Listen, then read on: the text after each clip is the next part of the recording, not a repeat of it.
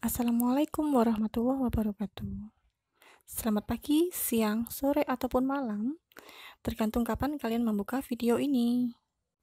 Bagaimana kabar kalian semua? Semoga semuanya dalam kondisi sehat walafiat dan tetap semangat mengikuti pembelajaran jarak jauh ini. Pada pembelajaran hari ini, kita akan belajar bab 4, yaitu virus. Nah, pada pembelajaran hari ini, ada yang berbeda. Kalian hanya akan melihat tangan saya saja dan juga catatan pada bab ini untuk membantu kalian memiliki catatan. Nah, sekarang silahkan kalian siapkan buku tulis dan juga alat tulisnya. Nanti kalian akan menyimak video yang akan diputar setelah ini. Setelah pembelajaran hari ini, diharapkan kalian memiliki catatan untuk dibaca dan dipelajari di lain hari. Nah, apabila mengalami kesulitan, silakan disampaikan pada grup daring biologi kapan saja. Nah, ini adalah video tentang virus. Silakan kalian simak ya. Nah, seperti yang sudah dijelaskan sebelumnya, bahwa untuk pembelajaran selanjutnya, kalian hanya akan melihat tangan saya saja. Ini fungsinya adalah yang pertama, agar kalian fokus terhadap materi. Dan yang kedua, untuk membantu membuat catatan. Kenapa catatan itu penting? Karena buku perpus itu nantinya akan dikembalikan. File juga nantinya akan bisa hilang. Tetapi kalau catatan, kalian akan memilikinya selamanya. Kecuali kalau diwariskan kepada adiknya. Nah, kompetensi dasar kita ada dua. Yang pertama KD 3.4, yaitu menganalisa struktur, replikasi, dan peran virus dalam kehidupan. KD 4.4 melakukan kampanye tentang bahaya virus dalam kehidupan, terutama bahaya AIDS berdasarkan tingkat virulensinya. Nah, ini dari 2 KD ini kita jabarkan menjadi 4 tujuan pembelajaran hari ini. Yang pertama yaitu mampu mengidentifikasi struktur virus.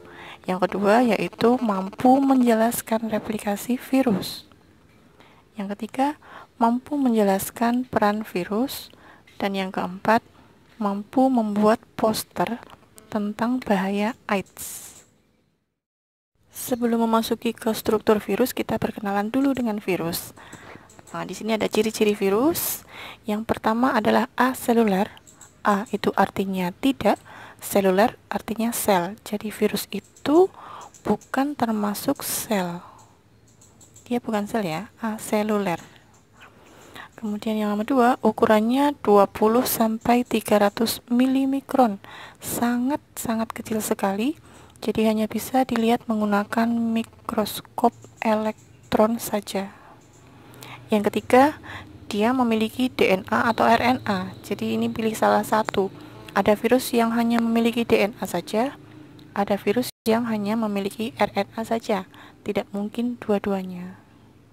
Kemudian yang keempat, asam nukleat dilindungi kapsid. Asam nukleat ini maksudnya adalah DNA atau RNA-nya dilindungi oleh kapsid.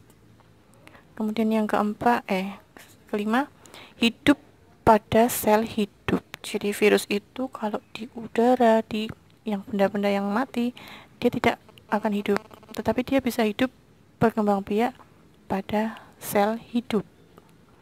Yang keenam, virus dapat dikristalkan atau dibekukan menggunakan sinar X.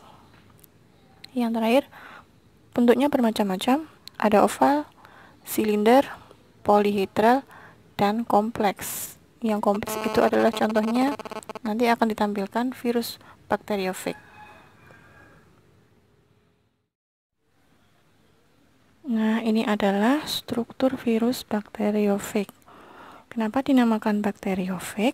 Itu karena virus tersebut menginfeksi bakteri, sehingga namanya adalah struktur virus bakteriofag. Nah, strukturnya adalah seperti ini, bentuknya bentuk kompleks. Bagian ini sampai bagian ini itu adalah kepala virus. Kemudian bagian yang panjang sampai ke bawah itu adalah ekor virus. Nah, di kepala virus ada dua bagian. Yang bentuk luar seperti ini adalah kapsid. fungsinya melindungi material genetik. Nah, material genetik itu yang mana? Yang ini, yang nomor 2, diberi warna merah. Ini adalah material genetik. Fungsinya mengendalikan virus. Kemudian bawahnya itu adalah bagian leher. Fungsinya adalah menghubungkan kepala dengan ekor. Nah, ekornya adalah yang panjang seperti ini. Itu namanya selubung ekor. Fungsinya adalah memindahkan material genetik ke inang. Kemudian yang bentuk seperti ini itu adalah serabut ekor. Serabut ekor berfungsi untuk bergerak dan menempelkan si virus ini kepada inangnya. Yang menempel adalah bagian ini, bagian dasar. Fungsinya menempel pada inang. Nah, untuk yang belum tahu, inang itu apa? Inang itu adalah makhluk hidup yang ditempeli virus. Kalau kita terkena virus, berarti inangnya ya adalah kita sendiri. Gitu ya. Semoga bisa dipahami. Nah, sekarang materi replikasi virus. Virus itu bisa bereproduksi, namanya replikasi. Ada 2 cara. Yang pertama melalui daur litik, dan yang kedua itu melalui daur lisogenik. Kita bahas satu persatu. Untuk yang daur litik, itu virus melalui 5 tahapan. 1, 2, 3, 4, dan 5. Tahapan pertama yaitu adsorpsi atau penempelan. Yang gambar oval ini diandaikan adalah bakteri.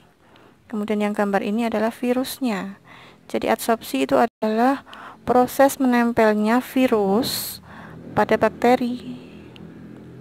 Kemudian proses yang kedua yaitu injeksi atau penyuntikan. Material genetik yang warna merah itu yang tadinya ada di dalam virus disuntikkan ke dalam tubuh bakteri. Jadi ini adalah proses injeksi. Kemudian proses yang ketiga adalah sintesis atau pembuatan material virus. Kita lihat virusnya sudah kehilangan material genetik, kemudian dia lepas dari bakteri. Kemudian material genetik virus yang warnanya merah ini itu mulai mengambil alih material genetik bakteri untuk dibuat komponen-komponen virus. Ada yang dijadikan kepala, ada yang dijadikan ekor, dan sebagainya. Untuk kemudian kita masuk ke tahap keempat yaitu perakitan. Yang tadi masih beberapa part atau bagian, yang di sini sudah mulai dirakit menjadi virus-virus baru yang tentunya memiliki materi genetik yang seperti pada virus awal atau induknya.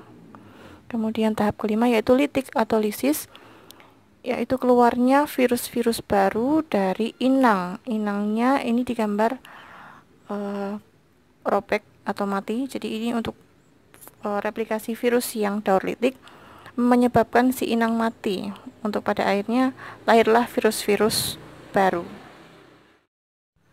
Tahapan lisogenik hampir sama dengan tahapan litik. Prosesnya yang nomor 1 yaitu adsorpsi atau penempelan, sama penjelasannya dengan litik, yaitu menempelnya virus kepada bakteri. Material genetik virus diberi warna merah, kemudian material genetik bakteri itu diberi warna biru. Ini proses kedua, injeksi, sama ya, penyuntikan material genetik dari virus ke dalam tubuh bakteri. Kemudian fase yang ketiga ini beda dari litik, yaitu fase penggabungan. Bisa dilihat ini untuk material genetik virus yang warnanya merah bergabung dengan material genetik bakteri yang berwarna hijau, sehingga material genetiknya itu ada 2 warna. Diibaratkan seperti itu untuk memperjelas bahwa material genetiknya itu bergabung virus dan bakteri. Kemudian masuk ke tahap keempat yaitu pembelahan. Bakteri yang sudah memiliki material genetik gabungan antara virus dan bakteri itu mengalami pembelahan. 1 bakteri membelah menjadi 2, 2 membelah menjadi 4, dan seterusnya.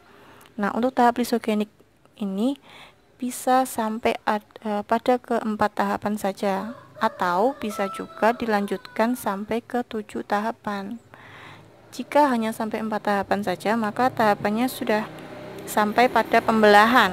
Maka virus-virus yang akan lahir setelah pembelahan ini, bakteri yang lahir setelah pembelahan ini itu sudah bakteri yang memiliki material genetik virus. Nah, kalau dilanjutkan sampai ke 7 tahapan, maka dia akan masuk ke tahapan seperti pada lisis. Dari pembelahan, kemudian ke tahap sintesis atau pembuatan material virus seperti tadi ya. DNA virus kemudian mengambil alih bakteri untuk membuat material-material virus yang kemudian akan dirakit lalu mengalami litik atau lisis, yaitu lahirnya virus-virus baru yang menyebabkan inangnya mati. Jadi bedanya, kalau litik itu ada 5 tahapan, sedangkan lisogenik itu ada 4 tahapan atau bisa dilanjutkan sampai ke 7 tahapan. Semoga bisa dipahami ya. Penyakit yang disebabkan oleh virus. Virus bisa menyerang pada manusia, pada hewan, dan pada tumbuhan. Ini adalah beberapa contoh yang saya sebutkan. Nanti kalian bisa mencari sendiri jenis-jenis yang lainnya. Contoh pada manusia itu ada virus influenza. Virusnya adalah orthomyxovirus. Kemudian penyakit campak, virusnya adalah pada jenis paramyxovirus. Kemudian cacar air, jenis virusnya adalah varicella zoster. Kemudian penyakit SARS, penyakit pernapasan, ini virusnya adalah coronavirus. Ini yang sedang viral ya. Jadi virus corona masih saudaranya yang ini, masih satu keluarga atau satu jenis. Kemudian yang berikutnya virus penyakit AIDS, virusnya adalah HIV. Silakan kalian cari contoh yang lainnya. Kemudian pada hewan ada virus rabies.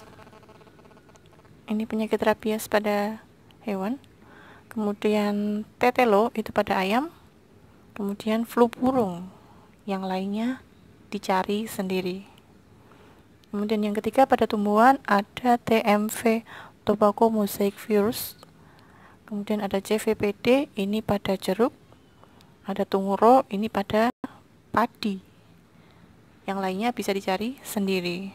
Kemudian virus itu selain menimbulkan penyakit juga memberikan manfaat.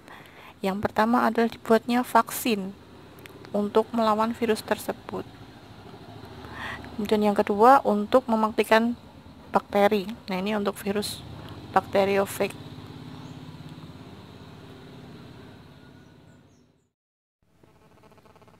Untuk tugas, silakan kalian membuat poster tentang bahaya AIDS.